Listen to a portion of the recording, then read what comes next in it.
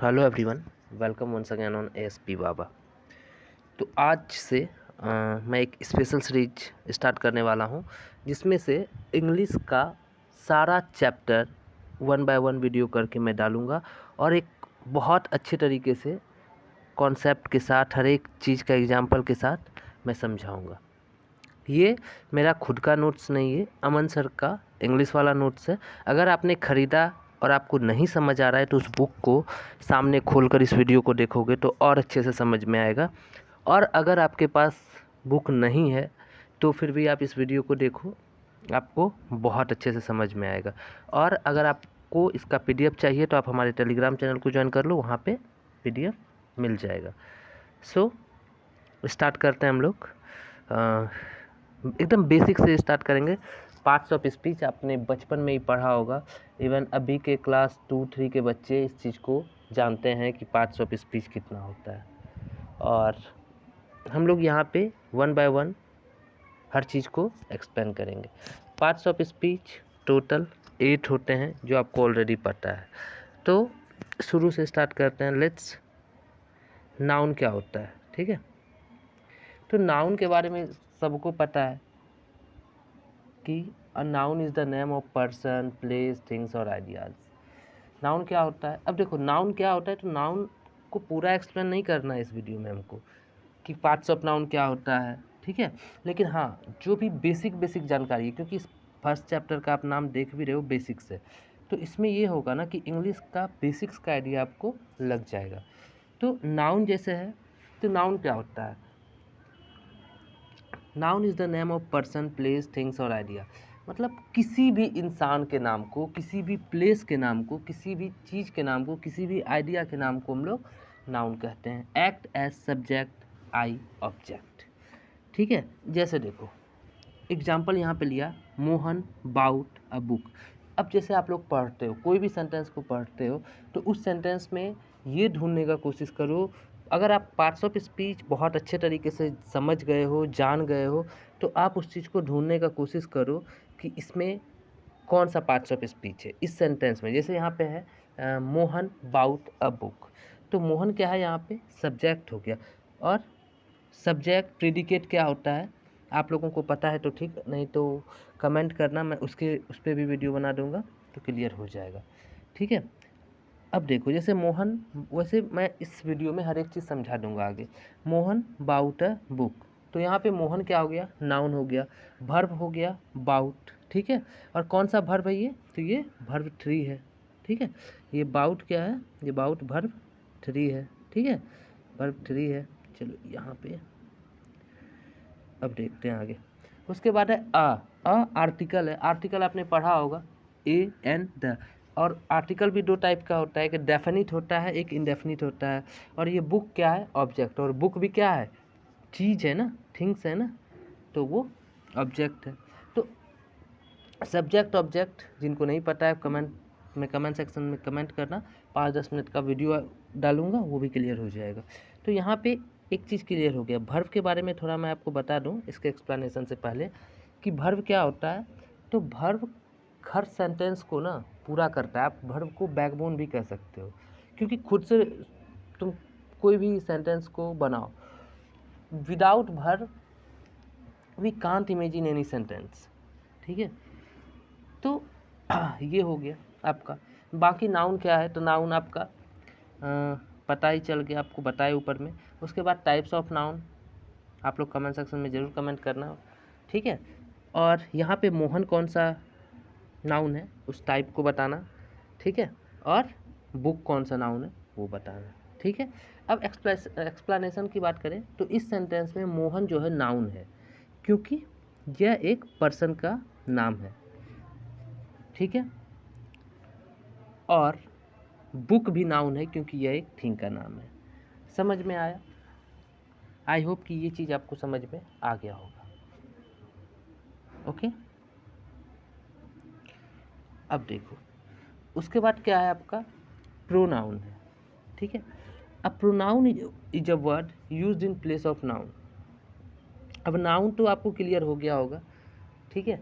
तो प्रोनाउन समझते हैं, और मैं इस चीज़ को लेके चल रहा हूँ कि आपको इसके बारे में बेसिक से आपने पढ़ा होगा कि नाउन कितने होते हैं, ठीक है, टाइप्स ऑफ नाउन क्या होता है, ठीक है, प्रोनाउन क्या होता है, वर्ब क्या होता है, ये सब चीज़ एक बार तो आप सबने लाइफ में पढ़ा ही होगा।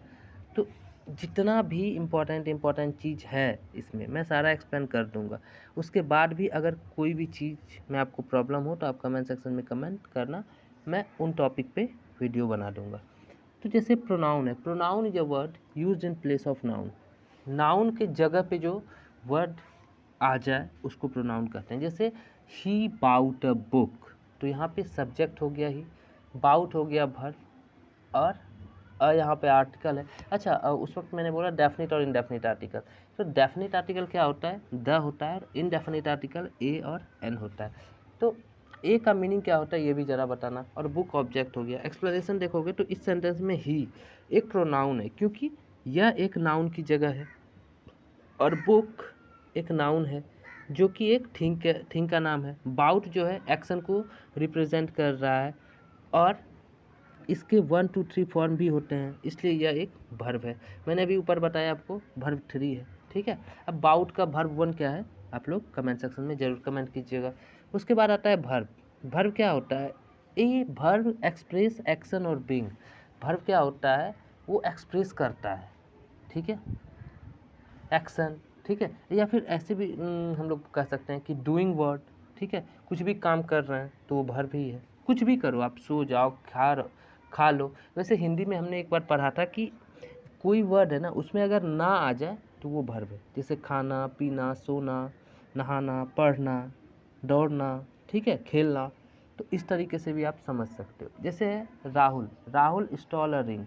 तो राहुल यहाँ पे सब्जेक्ट हो गया, स्टॉल वर्ब हो गया, ए आर्टिकल हो गया। अच्छा, ये कौन सा ए आर्टिकल है ये आप कमेंट सेक्शन में कमेंट कर देना। और रिंग क्या है, ऑब्जेक्ट, वो भी नाउन हो गया। एक्सप्लेनेशन जैसे ही करेंगे तो इस सेंटेंस में स्टॉल एक वर्ब है क्योंकि यह एक्शन को रिप्रेजेंट कर रहा है, ठीक है।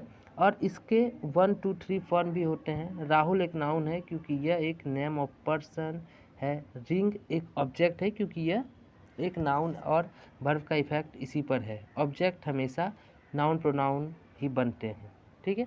एक चीज़ और क्या क्लियर हो गया कि ऑब्जेक्ट हमारा क्या बनता है, हमेशा नाउन प्रोनाउन ही बनता है, ठीक है। ये चीज़ आपको क्लियर हो गया। चलिए एडजेक्टिव को हम लोग क्लियर कर लेते हैं। एडजेक्टिव क्या करता है, ये क्वालिफाई करता है किसको भाई, नाउन और प्रोनाउन को। कैसे समझते हैं ज़रा। जैसे Mohan bought a big house. अब ज़रा देखना है, ठीक है। मोहन ने खरीदा, तो अगर हमने ऐसा लिख लिया रहता यहाँ पे कि मोहन बाउट अ हाउस, ठीक है, तो ये सब्जेक्ट वर्ब और ऑब्जेक्ट हो जाता। लेकिन यहाँ पे आप एडजेक्टिव देखोगे, यहाँ पे ये देखो एडजेक्टिव, ये बिग जो हो गया ये क्या बता रहा है यहाँ पे, एक मिनट कैसे कहते हैं इसको, हाँ, ये हाउस का आकार बता रहा है कि घर कैसा है, ठीक है। तो मोहन ने कैसा घर खरीदा, तो मोहन ने एक बहुत बड़ा घर खरीदा, ठीक है। अब देखो एक्सप्लेनेशन इसको समझते हैं कि इस सेंटेंस में बिग एडजेक्टिव है क्योंकि यह नाउन हाउस को क्वालिफाई कर रहा है, ठीक है, इसको डिस्क्राइब कर रहा है। मोहन सब्जेक्ट है क्योंकि बाउट वर्ब का डूअर वही है, ठीक है, और वर्ब का जो डूअर होता है वो सब्जेक्ट होता है। बाउट वर्ब है क्योंकि वही एक्शन को रिप्रेजेंट कर रहा है, और इसके लिए 1 2 3 फॉर्म भी होते हैं। जैसे हाउस ऑब्जेक्ट है क्योंकि एक्शन का इफेक्ट उसी पर पड़ रहा है। अब इस चीज़ को समझेंगे। जैसे डूअर का जो भी डूअर है, जैसे देखो सब्जेक्ट है, मोहन जो है वो सब्जेक्ट है, क्यों, क्योंकि बाउट वर्ब का डूअर वही है, ठीक है। और हाउस जो है ऑब्जेक्ट है, क्यों, क्योंकि एक्शन का इफेक्ट उसी पर पड़ रहा है, ठीक है।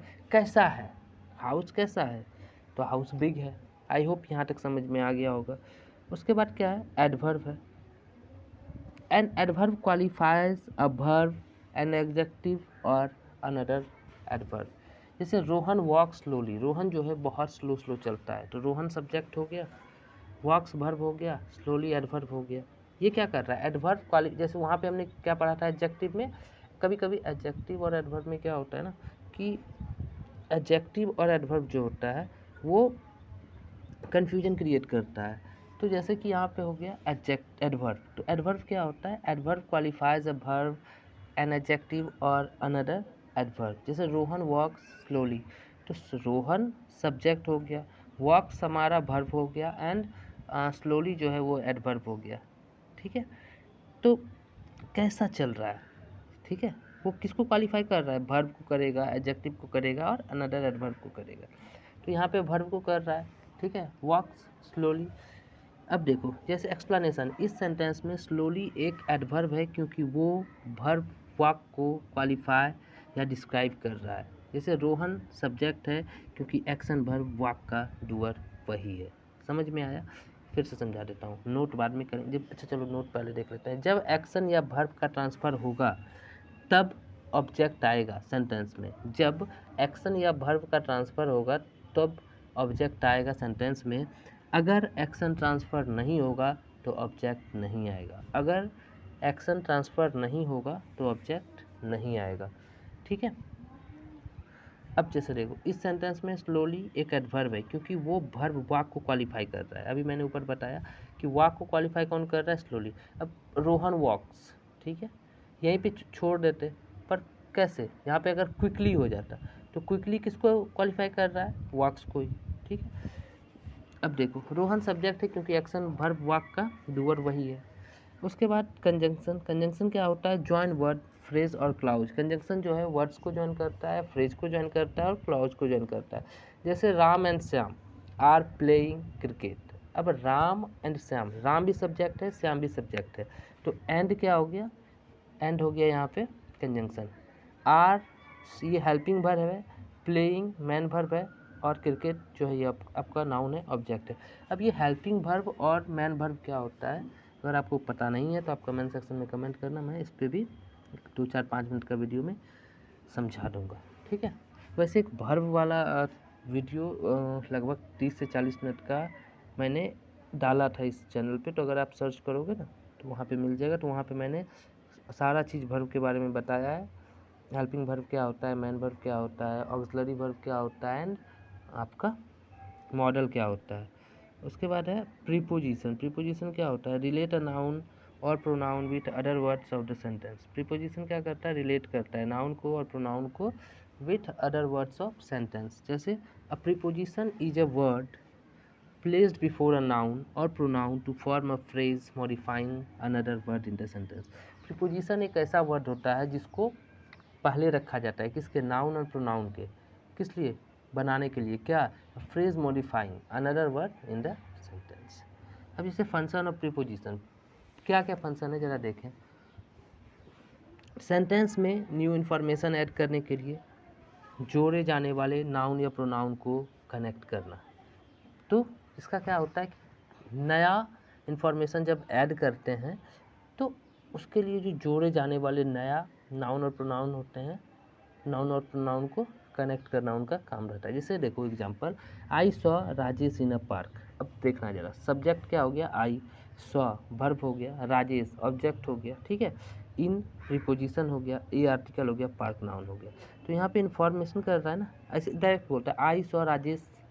ठीक है, जैसे मैंने बोला आई सॉ राजेश, तो क्वेश्चन आएगा ना माइंड में कि वेयर, क्वेश्चन आएगा कि वेयर यू सॉ राजेश, तो इन अ पार्क। ठीक है, तो ये क्या हो गया, एडिशनल इन्फॉर्मेशन ही तो हुआ।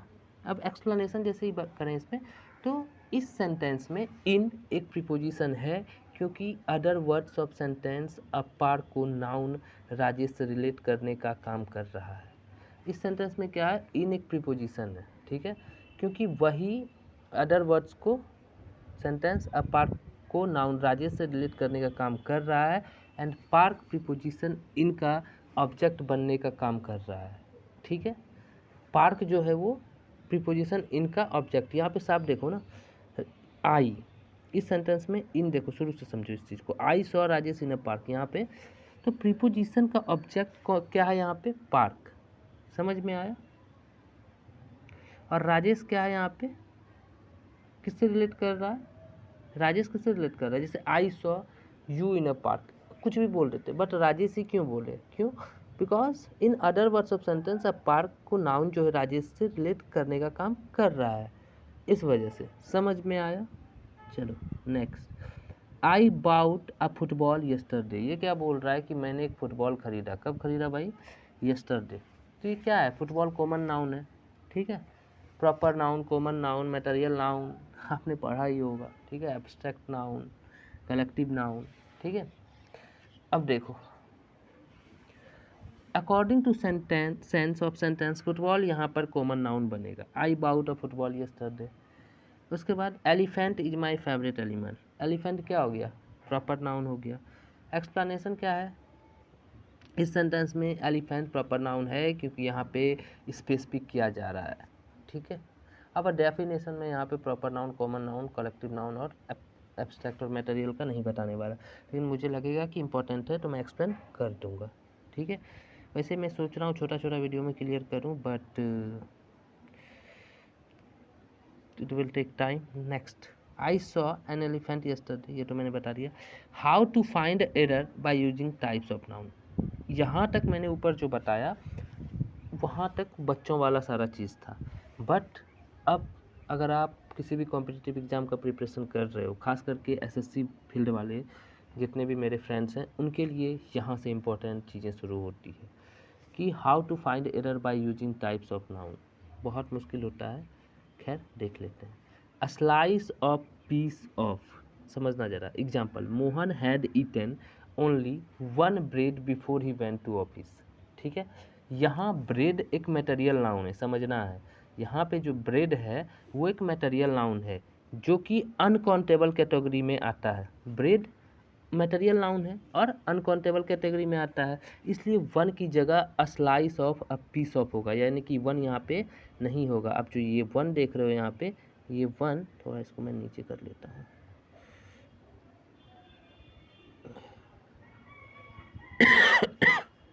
वन यहाँ पे नहीं होगा और यहाँ पे क्या होगा कि या तो स्लाइस ऑफ या पीस ऑफ यूज करेंगे, क्योंकि समझना यहाँ पे अनकाउंटेबल नाउन के लिए 1 2 3 4 5 ये वर्ड यूज़ नहीं कर सकते। तो क्या लिख सकते हैं, Mohan had eaten a piece of bread before he went to office. I hope ये चीज़ समझ में आया होगा। सॉरी। अब देखो,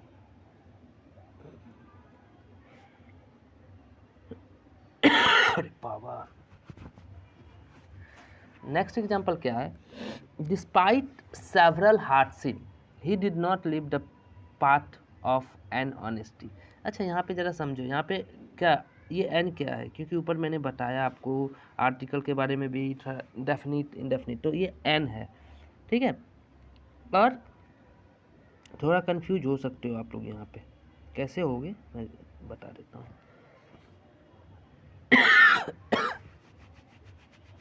हो गया। अब देखो, एक तो पहले बहुत लोग बोलेंगे कि ये एच से स्टार्ट हो रहा है, इस वजह से गलत है। प्रोनाउंसिएशन में चले जाओ, अगर आपने आर्टिकल को डेप्थ में नहीं पढ़ा है तो एक मिनट रुक जाओ भाई।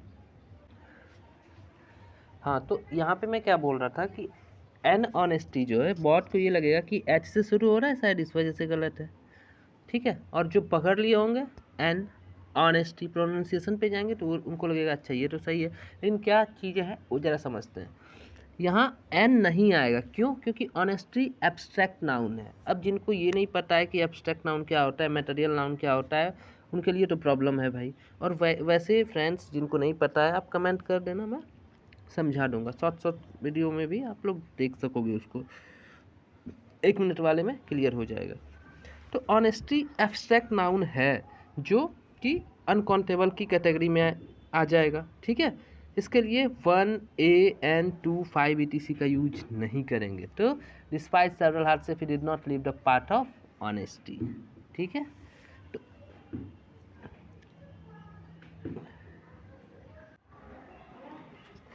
अब आते हैं हम लोग फंक्शन ऑफ नाउन पे। तो it can be subject, object, prepositional, object subject, complement, object complement, ठीक है। तो ये क्या हो सकता है, फंक्शन ऑफ नाउन क्या हो सकता है, सब्जेक्ट हो सकता है, ऑब्जेक्ट हो सकता है, प्रीपोजिशनल ऑब्जेक्ट हो सकता है, सब्जेक्ट कॉम्प्लीमेंट और ऑब्जेक्ट कॉम्प्लीमेंट हो सकता है। जैसे रोहन ब्रॉक अ चेयर, रोहन सब्जेक्ट हो गया, ब्रॉक यहाँ पे वर्ब हो गया और चेयर ऑब्जेक्ट हो गया, ए आर्टिकल हो गया, आप लोगों को पता है। तो ये रोहन क्या हो गया, प्रॉपर नाउन हो गया और कॉमन नाउन हो गया यहाँ पे चेयर। एक्सप्लेनेशन क्या है कि इस सेंटेंस में रोहन एक नाउन है जो कि सब्जेक्ट बनने का काम कर रहा है। चेयर भी एक नाउन है जो कि ऑब्जेक्ट बनने का काम कर रहा है। अच्छा, मैं आप लोगों को बता दूं, आप लोगों को मैंने बहुत सारा क्वेश्चंस इसमें किया कि टाइप्स ऑफ नाउन क्या होता है और प्रोनाउन वगैरह ये सब, तो वो सारा चीज़ मैं करूँगा डिस्कस, लेकिन इस वीडियो में नहीं, क्योंकि ये वीडियो ऑलरेडी 20 मिनट के आसपास का बन चुका है। मैं कोशिश करूँगा जल्दी से ख़त्म करूँ। 20, 22, 23 मिनट का वीडियो रहेगा और ऐसा वीडियो रहेगा, और कोशिश करूँगा कि कम टाइम में आपको मैक्सिमम चीज़ दे सकूँ, ठीक है। और डेफिनेटली अगर इस वीडियो को आप देखते हो तो बहुत अच्छे तरीके से, एक तो पहले सर का ये नोट्स है, तो बेहतरीन तरीके से उन्होंने हर चीज़ को डिस्क्राइब किया। मैं भी कोशिश कर रहा हूँ कि ये चीज़ों को और शायद आसान कर दूँ ताकि आप लोगों को समझ में आ सके, क्योंकि बहुत सारे ऐसे भी फ्रेंड होते हैं जिनके पास नोट्स रहता है, बुक अवेलेबल रहता है, बट वो पढ़ नहीं पाते हैं। सो ये चीज़ हो गया। उसके बाद आपका ये मैंने आपको बताया ना एक्सप्लेनेशन, रोहन एक नाउन, हाँ ये तो मैंने बता दिया। उसके बाद इंटरजेक्शन है यहाँ पे। टाइप्स ऑफ नाउन तो हम लोग कल देखेंगे, और इंटरजेक्शन वैसे समझ लेते हैं क्योंकि हमने कंजंक्शन तक ही समझा था। तो an interjection is a word use to express emotion of feeling. ये इमोशन और फीलिंग्स को एक्सप्रेस करने के लिए यूज होता है। जैसे hurray we want the match, तो ये हुर्रे इंटरजेक्शन हो गया, वी सब्जेक्ट हो गया, वर्ड वर्ब और द आर्टिकल मैच ऑब्जेक्ट, ठीक है। तो इस सेंटेंस में हुर्रे जो है आपका इंटरजेक्शन है, क्योंकि वही सेंटेंस में जॉय वाली फीलिंग या इमोशन को एक्सप्रेस कर रहा है। वी सब्जेक्ट है क्योंकि वही एक्शन वर्ब वॉन का डूअर है। एंड मैच ऑब्जेक्ट है क्योंकि एक्शन वर्ब जो है वो वॉन का इफेक्ट उसी पर पड़ रहा है। समझ में आया? अगर नहीं समझ में आया और कहाँ पे नहीं आया वो आप कमेंट सेक्शन में कर देना। बाकी टाइप्स ऑफ नाउन हम लोग दूसरे वीडियो में करेंगे। टोटल अभी हम लोग 7 नंबर पेज पे हैं, टोटल 313 पेज का ये, और मैं कोशिश करूँगा कि 30 वीडियो के अंदर ये चीज़ें मैं निपटा दूँ। और डेफिनेटली ये वन ऑफ, मैंने जब पहली बार इस बुक को देखा तो मुझे बहुत अच्छा लगा, और मैं सोच रहा हूँ कि इस बुक को बहुत आसान तरीके से आप लोगों के साथ भी शेयर करूँ वीडियो के माध्यम से, क्योंकि ये अगर आप एसएससी के फील्ड में हो ना, तो मुझे लगता है कि ये रामबाण है। बहुत अच्छे तरीके से सर ने समझाया है, और अगर आप खुद से पढ़ते हो ना तो भी आपको समझ में आ जाएगा। लेकिन अगर नहीं आ रहा है तो कोई नहीं, आप हमारे चैनल को ज्वाइन कीजिए, और सिर्फ इंग्लिश नहीं बल्कि जीके के भी इम्पोर्टेंट स्टैटिक वगैरह और मैथ्स वगैरह जो भी पढ़ना है। और बाकी अगर आपका जर्नी 2025 सीजीएल है तो उसके लिए भी आप आराम से इस चैनल को ज्वाइन कर सकते हो, क्योंकि यहाँ पे बहुत इम्पोर्टेंट सब चीज़ें मिलने वाला है, ठीक है। टारगेट हमारा 2025 सीजीएल है, ठीक है। सारा चीज़ देख सकते हो, ठीक है। वैसे मैं यहाँ पे आप, ठीक है, एक्टिव वॉइस बहुत आसानी, बहुत ही आसान लैंग्वेज में सर ने समझाया है, ठीक है। आप देख सकते हो यहाँ पे, जैसे कि यहाँ पे मैंने अभी बेसिक्स से स्टार्ट किया है, और बेसिक्स तो मुझे लगता है 3 से 4 वीडियो में कंप्लीट होंगे। फिर प्रोनाउन है, फिर एडजेक्टिव है, फिर मेन वर्ब है, फिर मॉडल है, नाउन है, adverb, inversion, present, subjunctive mood, article, subject verb agreement, ठीक है। उसके बाद फिर आपका tense, conjunction, preposition, advance verb, question tag, superfluous, conditional, voice narration, सारा चीज़ ग्रामर में है। और कंप्लीट ग्रामर इस बुक, ये जो सर का बुक है, बुक मतलब नोट्स आप जो भी बोल सकते हो, मुझे ये बहुत अच्छा लगा, और इस वजह से मैंने सोचा कि आप लोगों के साथ शेयर करूं तो वीडियो के माध्यम से। और मुझे लगता है कि मैंने जो आपको बताया, एक तो पहले सर ने बहुत आसान लैंग्वेज कर दिया इस बुक का, और उसके बाद मैंने जो बताया वो आपको समझ में आया होगा। अगर समझ में आया तो नेक्स्ट वीडियो आप अगर कमेंट करोगे तो जितना जल्दी हो सकेगा लाऊंगा। अदरवाइज मेरा जो टारगेट है उस हिसाब से मैं करवाऊंगा ये बुक पूरा, ठीक है, चाहे 5 व्यू ही क्यों ना आए। So thank you for watching, जय हिंद। और अगर आपने नहीं खरीदा ये बुक तो खरीद लोगे, और उसके बाद पढ़ोगे तो ज़्यादा अच्छे से समझ में आएगा, ठीक है। So thank you.